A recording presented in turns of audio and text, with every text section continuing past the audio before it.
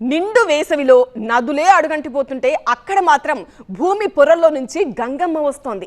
తరతరాలుగా ఆ అడవి బిడ్డల గొంతు తడుపుతున్న ఆ చెలిమే రహస్యం ఏంటి? కాళ్లకు చెప్పులు వేసుకుంటే ప్రకృతి దండించేంతటి పవిత్రత ఆ నీటిలో ఎక్కడిది? అది కేవలం నమ్మకమేనా, లేక ఆ చెలిమ వెనుక దైవ మహత్యం దాగి ఉందా?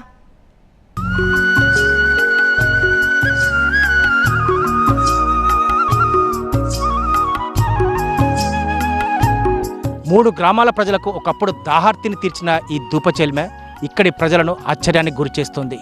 నిండు వేసవిలో సైతం ఒక్క చుక్క కూడా నీళ్లు ఇంకిపోకుండా ఉబికి వస్తున్న ఈ ధూపచెలిమ ఇక్కడి ప్రజలను ఆశ్చర్యానికి గురిచేస్తుంది.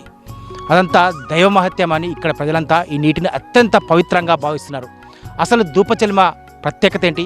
ఈ నీళ్లు ఎక్కడి నుండి వస్తున్నాయి? ఇప్పుడు తెలుసుకునే ప్రయత్నం చేద్దాం. కొండల చాటున జలసిరి, నిండు వేసవి తాపానికి సెలయేళ్లు ఎండినా ఈ చెలిమె మాత్రం చెమర్చడం మానదు. వందల ఏళ్లుగా ఇక్కడి ప్రజల దాహార్తిని తీర్చడం మరవలేదు.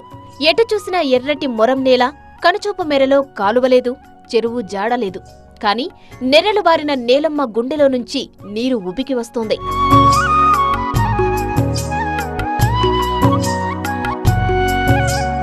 ఇది ములుగు జిల్లా ఏజెన్సీలోనే వెంకటాపురం మండలం ఆలుబాక. ఈ గ్రామ సమీపంలో ఉన్న ఈ చిన్న చెలిమే ఎన్నో ఏళ్లుగా ఇక్కడి ప్రజల దాహార్తిని తీరుస్తూనే ఉంది.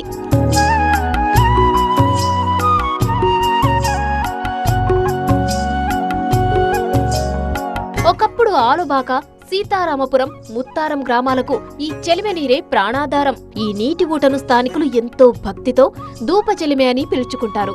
ఈ నీళ్లు ఎక్కడి నుండి వస్తున్నాయో, ఎలా ఊరుతున్నాయో ఎవరికీ అంతు చిక్కని మిస్టరీ. అందుకే దీన్ని సాక్షాత్తు ఆ దైవ మహత్యంగానే భావిస్తారు.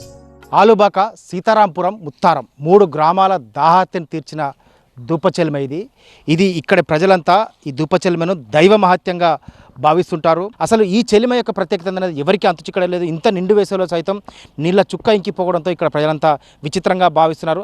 ఈ ధూపచెలిమని గతంలో ఈ మూడు గ్రామాలకి ఈ అడవి ప్రాంతంలో ఫలసాయాలు తీసుకున్న గిరిజనులందరికీ కూడా ఈ ఈ ఈ ధూపచెలిమే ఆధారం. దీన్ని అతి పవిత్రంగా చూస్తారు. ఎవరు కూడా ఇక్కడ చెప్పులతో కూడా పాదరక్షకులతో కూడా రారు. ఆ నీటి పవిత్రతను కాపాడడానికి అక్కడ మనుషులు పెట్టుకున్న నమ్మకం మాత్రమే కాదు, ప్రకృతి శాసనాలు ఉన్నాయి. కాళ్లకు చెప్పులు వేస్తే ప్రకృతి కన్నెర్ర చేస్తుందని, ధిక్కరిస్తే కందిరిగలు దండెత్తుతాయని స్థానికులు చెబుతున్నారు. ఇక్కడికి రావాలన్నా మంచిగా ఉన్నోళ్ళు, శుభ్రతగా ఉన్నోళ్ళు రావాలా.